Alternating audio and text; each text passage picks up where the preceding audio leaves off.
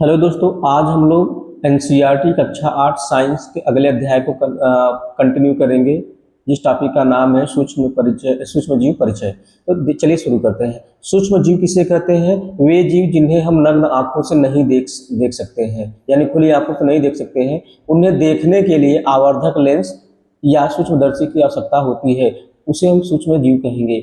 इनकी 4 कैटेगरी मुख्य रूप से है। पहला आता है जीवाणु, दूसरा है कवक, तीसरा है प्रोटोजोआ, चौथा है शैवाल। एक और है जो सूक्ष्म जीव है विषाणु, लेकिन इनको मुख्य रूप से हम इन कैटेगरी से अलग रखते हैं। क्यों? क्योंकि ये जब तक बाहर रहते हैं जब तक बाहर रहते हैं तब तक ये क्या होते हैं? निष्क्रिय होते हैं। ठीक है, निष्क्रिय होते हैं। लेकिन जैसे किसी सजीव में प्रवेश करते हैं वह क्या हो जाते हैं? सक्रिय हो जाते हैं। इतना बात समझ में आई। चलिए अगले स्लाइड की तरफ बढ़ते हैं। यहाँ कुछ क्वेश्चन दिया हुआ है। सूक्ष्म जीवों को मुख्यतः कितने समूहों में वर्गीकृत किया गया? अभी हम लोग देखे थे 4 समूहों में। कौन कौन था? जीवाणु, कवक, प्रोटोजोआ और शैवाल। अगले स्लाइड की तरफ बढ़े। विषाणु विषाणु विषाणु से होने वाला रोग। अब विषाणु किसे कहेंगे? वे अन्य सूक्ष्म जीवों से भिन्न होते हैं। क्यों भिन्न होते हैं भाई? क्योंकि वे जीवित परपोषी, जैसे पौधा हो गया, जंतु हो गए, जीवाणु कोशिका के अंदर ही क्या करते हैं? गुणन और प्रजनन करते हैं। बाहर रहते हैं तो ये निष्क्रिय होते हैं। अच्छा, इनसे होने वाला रोग क्या क्या है? तो इनसे होने वाला रोग है जुकाम, इन्फ्लुएंजा फ्लू, खांसी, पोलियो, खसरा। ठीक है, ये आरआरबी के लिए मोस्ट इंपॉर्टेंट है। रेलवे में पूछा हुआ प्रश्न है कि जीवाणु जनित रोग क्या है।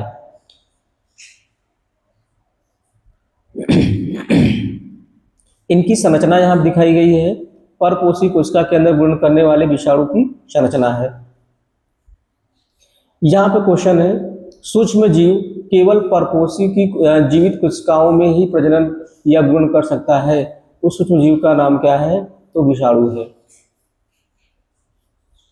पोलियो और खसरा किस प्रकार के सूक्ष्म जीव से होता है? तो विषाणु से। अभी हम लोग देखे थे ना, पोलियो, खसरा, इन्फ्लुएंजा, खांसी, ये सब किससे हो रहा है? तो विषाणु जनित रोग है। अब प्रोटोजोआ और जीवाणु जनित रोग। प्रोटोजोआ से कौन सा रोग होता है? तो अतिसार यानी पेचिश होता है, मलेरिया होता है। और जीवाणु जनित रोग टाइफाइड और टीबी। टीबी का एक और नाम है क्षय रोग। ठीक है, अगले स्लाइड की तरफ बढ़े तो प्रोटोजोआ की संरचना देखिए यहाँ पे है। ये अतिसार मलेरिया कारक प्रोटोजोआ की सूक्ष्मदर्शी संरचना है। मलेरिया अतिसार यानी पेचिश किस सूक्ष्म जीव के कारण होता है? तो प्रोटोजोआ के कारण। अभी हम लोग देखे थे। विषाणु के कारण क्या क्या था?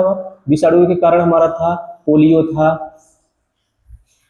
ठीक है, खांसी था, फ्लू था, ठीक है। जीवाणु से क्या था? टीबी था हमारा, ठीक है। चलिए आगे बढ़ते हैं। टाइफाइड और क्षय रोग मानव शरीर में किसके द्वारा होता? अभी हम लोग देखे थे जीवाणु के कारण होता है। अब सूक्ष्म जीव का सारण देखिए। विषाणु केवल परपोषी में गुणन करते हैं। और इनसे जनित रोग क्या है भाई? जुकाम, इन्फ्लुएंजा, खांसी, पोलियो, खसरा, ये हमारा विषाणु जनित रोग है। प्रोटोजोआ से क्या है? अतिसार, मलेरिया। जीवाणु से टाइफाइड और क्षय रोग। अब सूक्ष्म जीवों के आवास एवं प्रकृति। अब देखिए, सूक्ष्म जीव एक कोशिकीय जीव। तो एक कोशिकीय जीव में कौन कौन आते हैं? तो जीवाणु, कुछ शैवाल और प्रोटोजोआ आते हैं। बहुकोशिकीय में कौन आते हैं? कई प्रकार के शैवाल एवं कवक आते हैं। अच्छा, इनके अनुकूलनशीलता यानी ये कहाँ कहाँ रह सकते हैं? तो ये बर्फीली शीत में भी रह सकते हैं, उष्ण गर्मी में भी रह सकते हैं, जल स्रोत में रह सकते हैं, मरुस्थल में, दलदल में, यानी हर परिस्थिति में जीवित रहते हैं। जो सूक्ष्म जीव है हर परिस्थिति में जीवित रहते हैं। अच्छा, आवास स्थिति, ये मनुष्य सहित सभी जंतुओं के शरीर के अंदर भी पाए जाते हैं।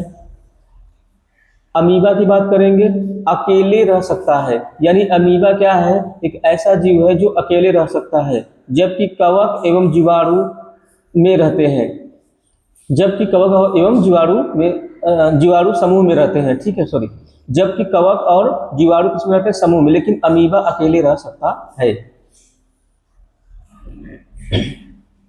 विषाणु की संरचना यहाँ पे है।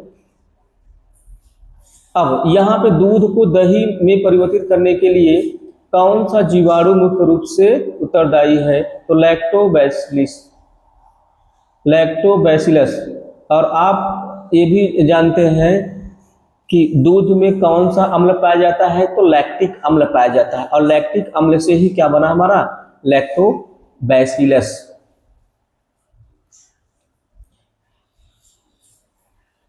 सूक्ष्म जीव एवं उनके उपयोग। अच्छा, सूक्ष्म जीव का हम उपयोग भी करते हैं, कहाँ करते हैं भाई, घरेलू में, दही, ब्रेड, केक, इडली, डोसा, भटूरे बनाने में, दही में हम उस पर क्या करते हैं, किण्वन कराते हैं, लैक्टोबैसिलस जो हमारे बैक्टीरिया है वह क्या करता है, दही बना देते हैं दूध से, ठीक है। ब्रेड में हमारा क्या होता है, ईस्ट होता है, और यह क्या करता है, शोषण करके CO2 छोड़ता है, जिसके कारण हमारा क्या होता है, आटा जो गूदे रहते हैं वो हमारा क्या होता है, फूलने लगता है। जब फूलेगा तो क्या होगा, आयतन बढ़ जाएगा। यहाँ से क्वेश्चन पूछ सकता है। अच्छा, ये तो घरेलू हो गया। औद्योगिक में क्या करते हैं भाई, प्राचीन काल से ही अल्कोहल तथा शराब के निर्माण में उपयोग किया जाता है। अब अल्कोहल शराब बनता है, कैसे बनता है, हम क्या करते हैं भाई, जो भी हमारे शर्करा होता है, शर्करा को कन्वर्ट करते हैं किसमें, शर्करा को कन्वर्ट करते हैं हम लोग अल्कोहल में। अल्कोहल से हम लोग क्या बनाते हैं, शराब बनाते हैं, शराब। अल्कोहल से हम लोग क्या बनाते हैं, शराब बनाते हैं, ठीक है। अब पर्यावरण स्वच्छता, कार्बनिक अपशिष्ट। अच्छा, जो हम सब्जियों के छिलके कुछ अन्य पदार्थों को फेंक देते हैं तो उनका अपघटन भी तो होता है, तो वह कौन करता है, बैक्टीरिया करता है, जीवाणु करते हैं। अच्छा, कृषि एवं औषधि में मृदा की उर्वरता बढ़ाकर नाइट्रोजन स्थिरीकरण में सहायक होता है, तो कौन सा जीवाणु होता है, राइजोबियम, आपने नाम सुना होगा, राइजोबियम जीवाणु क्या करता है, नाइट्रोजन का स्थिरीकरण करता है, ठीक है।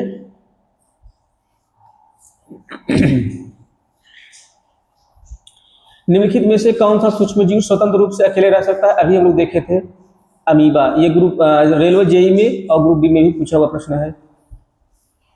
दूध को लैक्टिक एसिड बैक्टीरिया द्वारा दही में बदलने के बाद किस विटामिन की मात्रा बढ़ जाती है, मोस्ट इंपॉर्टेंट है भाई, B12, और ये मछली के लीवर में पाया जाता है, विटामिन डी।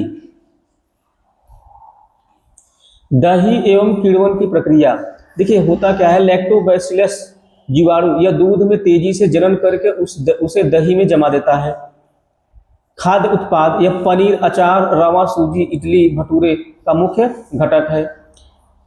फर्मेंटेशन, जीवाणु एवं ईस्ट चावल के आटे के किण्वन में सहायक होते हैं।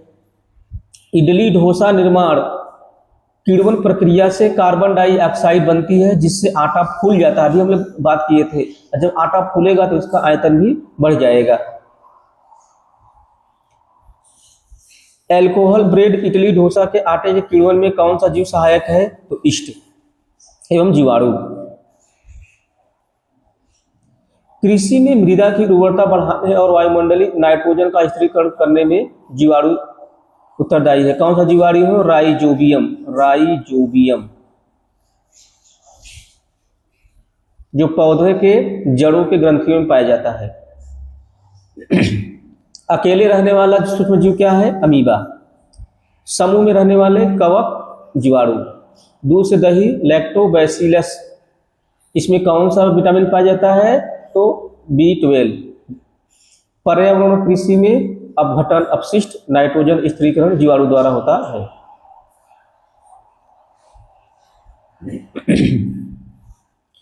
अब बेकिंग उद्योग, वाणिज्यिक उपयोग और किण्वन। बेकिंग उद्योग, बेकिंग में ईस्ट का उपयोग, ईस्ट तीव्रता से जनन करके शोषण के दौरान कार्बन डाइऑक्साइड गैस निकालते हैं और जिससे खमीर वाला मैदा फूल जाता है, ठीक है, बेकिंग ईस्ट। वाणिज्यिक उपयोग में बड़े स्तर पर अल्कोहल, शराब, एसिटिक एसिड के उत्पादन में ईस्ट का उपयोग किया जाता है। किण्वन चीनी, किण्वन कैसे होता है भाई, चीनी अल्कोहल प्रयुक्त होता है और फिर इसके बाद अल्कोहल शराब में बदल जाता है। अच्छा, किण्वन की खोज कौन किया था, लुईस पाश्चर, मोस्ट इंपॉर्टेंट है भाई, लुईस पाश्चर ने किण्वन की खोज 1857 ईस्वी में किया था।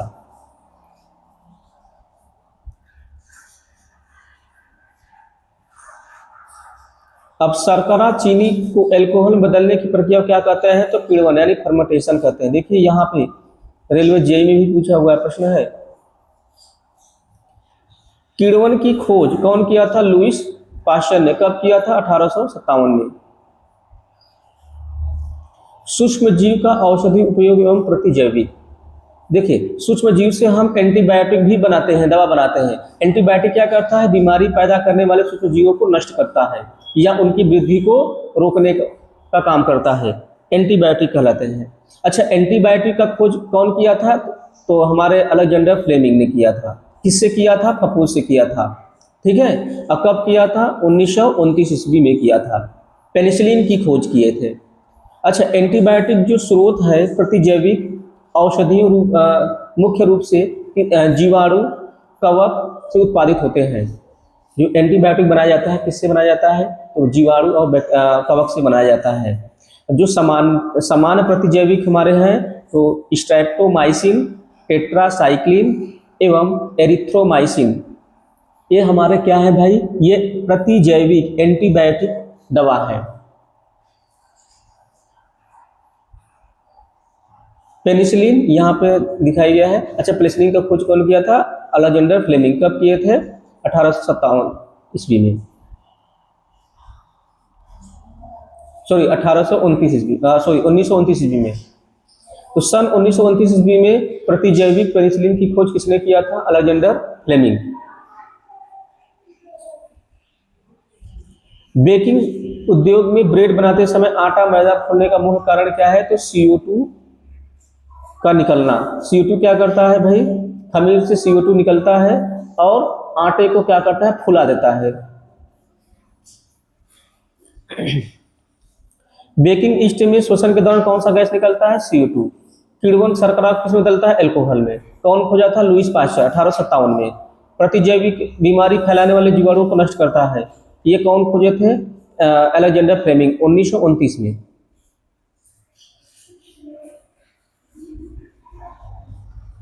वैक्सीन यानी टीका प्रतिरक्षा प्रणाली।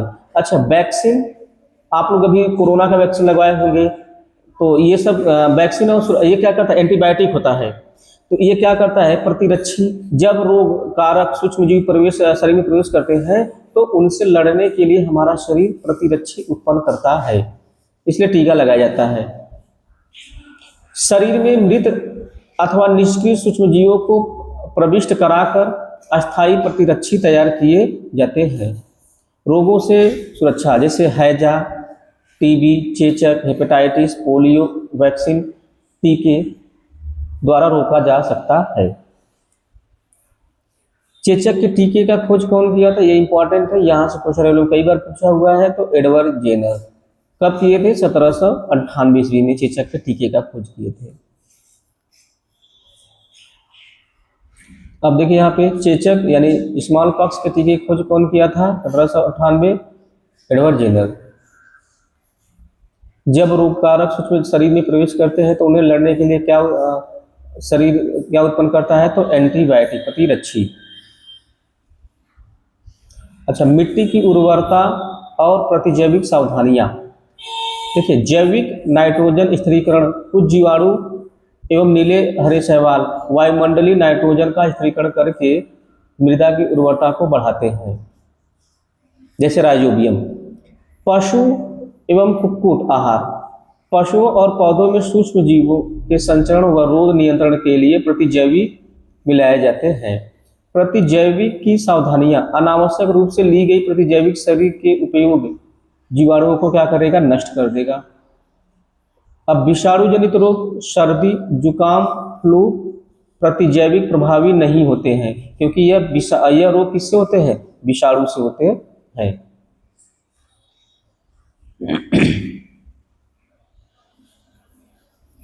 वायुमंडल में नाइट्रोजन का स्थिरीकरण करके मृदा की उर्वरता को बढ़ाने वाले नीलहरी शैवाल को क्या कहते हैं, जैविक नाइट्रोजन स्थिरांक कहते हैं। प्रतिजैविक औषधियां निम्नलिखित में से किस बीमारी से प्रभावित नहीं होती है? सर्दी, जुकाम, फ्लू प्रभावित नहीं होती है। प्रतिरक्षी रोगाणुओं से मुकाबला करने के लिए शरीर द्वारा निर्मित सुरक्षात्मक तत्व है। चेचक का टीका 1798 में एडवर्ड जेनर द्वारा खोजी गई थी। जबकि जैविक नाइट्रोजन स्थिरीकारक जीवाणु एवं नीले हरी शैवाल मृदा की उर्वरता शक्ति को बढ़ाते हैं। प्रतिजैविक की सीमा क्या है भाई? एंटीबायोटिक सीमा क्या है? विषाणु जनित रोग जैसे सर्दी हो गया, जुकाम हो गया, फ्लू, इस पे क्या है? बेअसर होता है। पर्यावरण और शुद्धिकरण एवं अपघटन। देखिए, जैविक अपशिष्टों का अपघटन सूक्ष्म जीव, मृत पादप एवं सड़े गले जंतु अवशेषों का अपघटन करके उन्हें सरल पोषक पदार्थों में बदल देता है। तो ये क्या है? जैविक अपशिष्ट का अपघटन। सूक्ष्म जीव ही क्या करता है? सड़ा गला के उसको खत्म कर देता है, खाद के रूप में बदल देता है। पोषकों का पुनः उपयोग करना। अपघटन से निर्मित पोषक तत्व मिट्टी द्वारा अवशोषित होकर अन्य पौधों द्वारा पुनः उपयोग किए जाते हैं। अजैविक अपशिष्ट पॉलीथीन, थैली, कांच की बोतलें एवं प्लास्टिक के खिलौनों का सूक्ष्म जीवों द्वारा अपघटन नहीं होता है। यानी ये जो प्लास्टिक होता है ये डीकम्पोज्ड जीवाणुओं के द्वारा यानी सूक्ष्म जीवों के द्वारा नहीं होता है। लेकिन अभी अमेजोन के जंगल में कोई जीवाणु पाया गया है जो पॉलीथीन, प्लास्टिक को डीकम्पोस्ट कर दे रहा है। पर्यावरण शुद्धिकरण। सूक्ष्म जीव हानिकारक एवं दुर्गंध युक्त पदार्थों का निम्नीकरण करके उन्हें पर्यावरण से क्या करते हैं? स्वच्छ रखते हैं। जैसे पर्यावरण में अगर हमारा कोई जीव मर गया है तो उसको हम फेंक देते हैं तो उसमें से दुर्गंध निकलता है, ठीक है। तो सूक्ष्म जीव क्या करते हैं? उनका अपघटन करके उनको नष्ट कर देते हैं, अब पर्यावरण को स्वच्छ बना देते हैं। नाइट्रोजन स्थिरीकारक साइनोबैक्टीरिया, नीले हरे शैवाल। यहाँ पे देखिए, मृत पादप एवं सड़े गले जैविक अपशिष्टों का अपघटन करके उन्हें सरल पोषक पदार्थों में बदलने वाले सूक्ष्म जीव क्या कहलाते हैं? तो अपघटक कहलाते हैं। हानिकारक सूक्ष्म जीव एवं रोगजनक। हानिकारक सूक्ष्म जीव, कुछ सूक्ष्म जीव मनुष्य, जंतुओं एवं पौधों में गंभीर बीमारियां उत्पन्न करते हैं जिसे रोगजनक रोगाणु कहते हैं। रोग उत्पन्न करने वाले ऐसे सूक्ष्म जीव को रोगजनक या रोगाणु कहते हैं, ठीक है। सामग्री संदूषक। कुछ जीव सूक्ष्म जीव भोजन, कपड़े एवं चमड़े से बनी वस्तुओं को खराब कर देते हैं, ठीक है। रोग संचरण, ये दूषित जल, वायु, भोजन एवं संक्रमित जंतुओं, कीटों द्वारा शरीर में प्रवेश कर जाते हैं। जैसे दूषित जल पी लिए तो उसमें जो भी सूक्ष्म जीव है शरीर में प्रवेश कर जाएगा। मनुष्य, जंतुओं तथा पौधों में रोग बीमारियों उत्पन्न करने वाले सूक्ष्म जीव को क्या कहा जाता है? तो रोगजनक कहा जाता है। साइनोबैक्टीरिया, नीले हरे शैवाल का मुख्य कार्य क्या है भाई? वायुमंडलीय नाइट्रोजन का स्थिरीकरण करना। अपघटन क्या होता है? तो जैविक कचरा को सूक्ष्म जीव पोषक तत्वों में बदल देते हैं। गैर जैव निम्नीकरण क्या होता है भाई? जिनको सूक्ष्म जीव नहीं बदल पाते हैं पोषक तत्वों में। तो प्लास्टिक है, पॉलीथीन है, कांच के अपघटन, ये सब क्या है? सूक्ष्म जीव इनके द्वारा नष्ट नहीं हो पाता, सूक्ष्म जीव के द्वारा नष्ट नहीं हो पाता है। रोगजनक, रोग पैदा करने वाले सूक्ष्म जीव को क्या कहते हैं? रोगजनक जीव। साइनोबैक्टीरिया क्या करते हैं भाई? नीले हरे शैवाल है, ये नाइट्रोजन का स्थिरीकरण करते हैं, वायुमंडल से नाइट्रोजन को खींचते हैं। अगला है संचरणी रोग एवं रोगवाहक। देखिए, संचरणी रोग सूक्ष्म जीवों द्वारा होने वाले ऐसे रोग जो एक संक्रमित व्यक्ति से स्वस्थ व्यक्ति में वायु, जल, भोजन अथवा शारीरिक संपर्क के द्वारा फैलता है, उसे संचरणी रोग या संक्रामक रोग भी कहते हैं। क्लियर हो गया? जैसे हैजा हो गया, सामान्य सर्दी जुकाम, चिकन पॉक्स, ठीक है, क्षय रोग, ये सब क्या है? ये सब संचरणीय रोग है। अगर किसी व्यक्ति को हुआ है तो उसके संपर्क में दूसरा व्यक्ति भी आएगा तो हो जाएगा। जैसे टीबी जब कोई खांसता है तो उससे नाक से बहुत सारे या मुख से बहुत सारे बैक्टीरिया निकलते हैं जो अगले व्यक्ति के शरीर में प्रवेश कर जाते हैं। ठीक है। संचरणीय रोग, छींकने का प्रभाव, जुकाम पीड़ित व्यक्ति के छींकने से हजारों रोगकारक विषाणु वायु में फैल जाते हैं। घरेलू मक्खी कूड़े कचरे से रोगाणु उठाकर खुले में भोजन पर स्थानांतरित करती है। अब यह है मादा एनाफिलीज मच्छर। ठीक है। प्लाज्मोडियम मलेरिया परजीवी है यह। ठीक है। का मुख्य वाहक कौन सा है? मादा एनाफिलीज मच्छर। तो मलेरिया जो होता है मादा एनाफिलीज मच्छर से होता है। प्लाज्मोडियम मलेरिया परजीवी का मुख्य वाहक कौन सा है? तो मादा एनाफिलीज मच्छर। मच्छर वाहक एवं उनकी रोकथाम, देखिए मादा एडिज मच्छर डेंगू वायरस की मुख्य वाहक होती है। मच्छरों का प्रजनन सभी प्रकार के मच्छर रुके हुए जल में ही जनन करते हैं। पानी न ठहरने दे, कूलर टायर फूलदानों तथा टूटे बर्तनों में जल एकत्र न होने दे। इससे क्या होगा? मलेरिया मच्छर उत्पन्न होंगे। स्वच्छता एवं शुष्कता, आसपास के स्थानों को साफ और सूखा रखकर मच्छरों को पैदा होने से रोका जा सकता है। डेंगू वायरस संचरण करने वाला मुख्य वाहक कौन सा है? तो मादा एडिज मच्छर। डेंगू मादा एडिज मच्छर से होता है।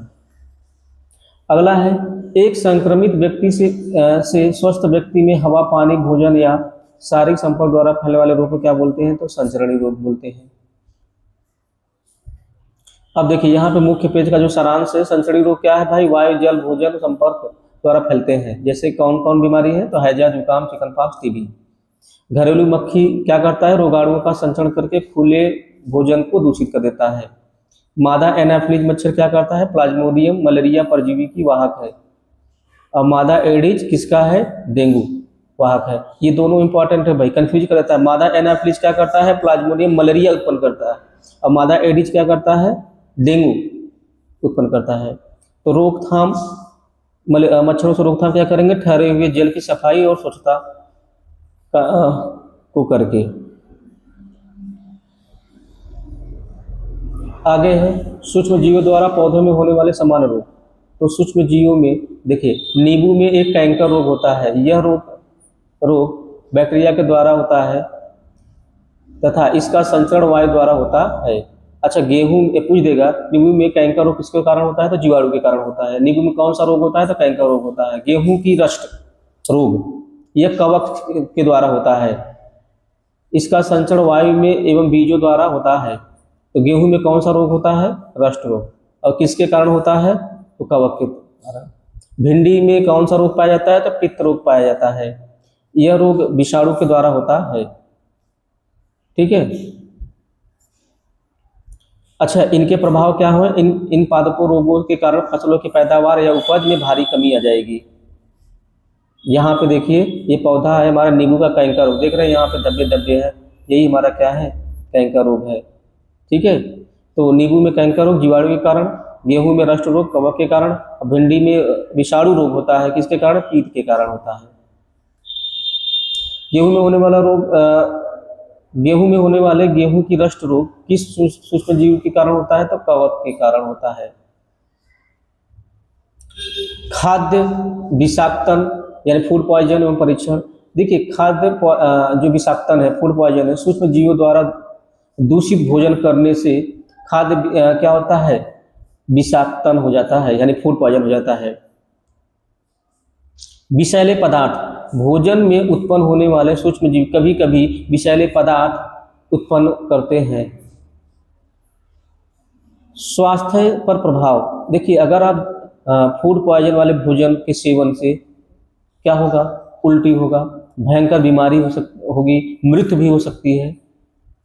अब खाद्य संदूषित भोजन से दुर्गंध आने लगती है, यानी जब भोजन दूषित हो जाएगा तो क्या होगा? दुर्गंध आने लगेगी, स्वाद खराब होगा, खट्टापन आ जाएगा, रंग रूप बदल जाएगा। ठीक है, ये सब क्या है?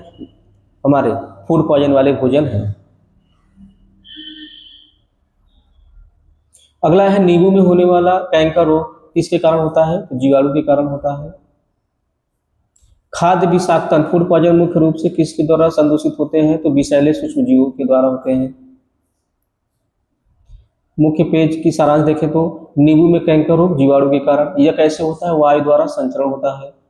गेहूं की रस्ट कवक के द्वारा होता है। वायु व बीज द्वारा संचरण होते हैं। भिंडी की पीत रोग विषाणु के कारण होता है भाई। कीट द्वारा संचरण इसमें कैसे आता है? तो कीटों के द्वारा आता है। खाद्य विषाक्तन यानी फूड पॉइजन कब होगा? सूक्ष्म जीवों द्वारा भोजन में विषैले पदार्थ पैदा जब हो जाते हैं। भोजन संदूषण जब हो जाएगा तो क्या हो जाएगा? स्वाद, गंध, रंग में परिवर्तन आ जाएगा। ठीक है, एक रासायनिक क्रिया है ये।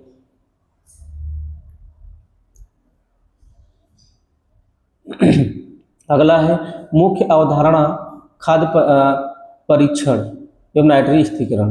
देखिए रासायनिक उपाय नमक एवं खाद्य तेल परीक्षक कहलाते हैं। सोडियम बेंजोएट तथा सोडियम मेटाबाइसल्फाइड मुख्य रासायनिक परीक्षक हैं जो सूक्ष्म जीवों की वृद्धि को क्या करते हैं? रोकते हैं।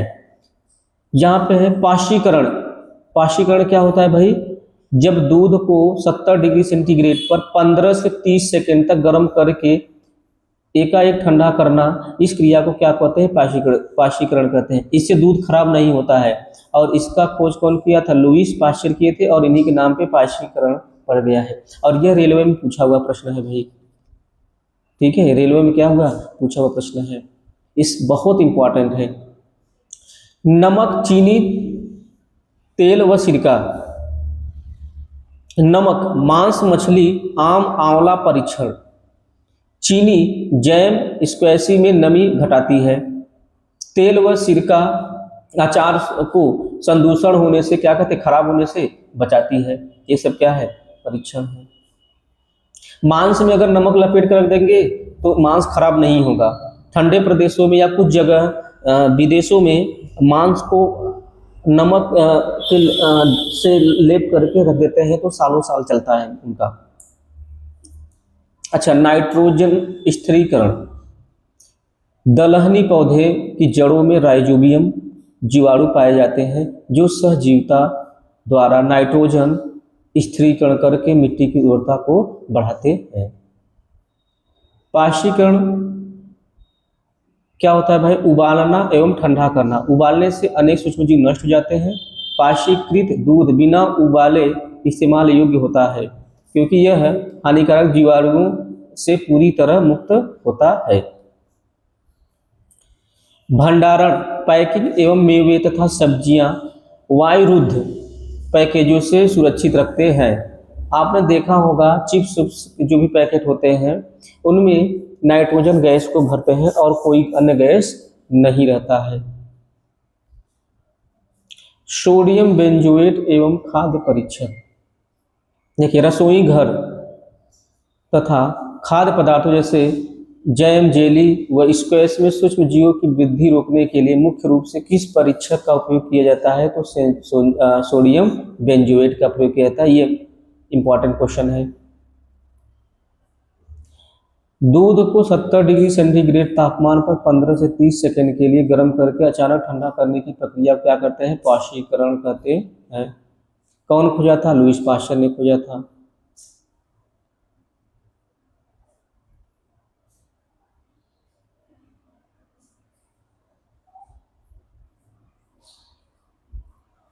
अगला है दलहनी पौधों की जड़ों में कौन सी बैक्टीरिया पाई जाती है? तो राइजोबियम पाई जाती है।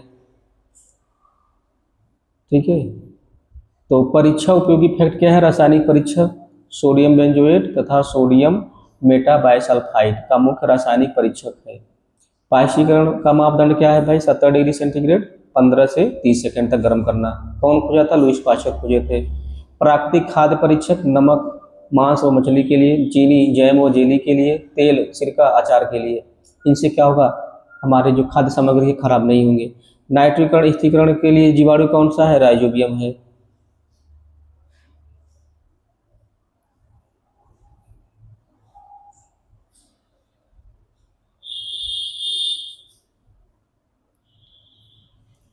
ठीक है, तो यहाँ पे अगला है यहाँ पे है रासायनिक उपाय हमारा क्या है, खाद्य परीक्षणों पर पाश्चुरीकरण। रासायनिक उपाय क्या है भाई, तो ये हम लोग तो देख लिए थे। अब देखिए यहाँ पे भंडारण ये भी देख लिए थे हम लोग, ठीक है। हाँ, वायुमंडल में नाइट्रोजन कितने परसेंट पाए जाते हैं, तो 78% पाए जाते हैं। ऑक्सीजन कितने परसेंट पाए जाते हैं, तो 21% पाए जाते हैं, ठीक है। कार्बन 0.003% पाए जाते हैं, ये इंपॉर्टेंट है, ठीक है। तड़ित द्वारा स्थिरीकरण, आकाशीय बिजली कड़कने तड़ित की भौतिक प्रक्रिया द्वारा भी वायुमंडलीय नाइट्रोजन का स्थिरीकरण होता है, ये इंपॉर्टेंट है भाई। यहाँ पे नाइट्रोजन का स्थिरीकरण सूक्ष्म जीवों के द्वारा होता है, राजूयम के द्वारा होता है और नीले हरे शैवाल के द्वारा होता है। विनाइट्रीकरण एवं संतुलन, विनाइट्रीकरण जीवाणु मिट्टी के N2 यौगिकों को पुनः N2 गैसों में बदल देते हैं, जिससे वायुमंडल में N2 की मात्रा 78% जो भी है स्थिर रहती है। अब देखिए यहाँ पे लेग्यूम पौधे की जड़ ग्रंथियों एवं नाइट्रोजन का चक्र।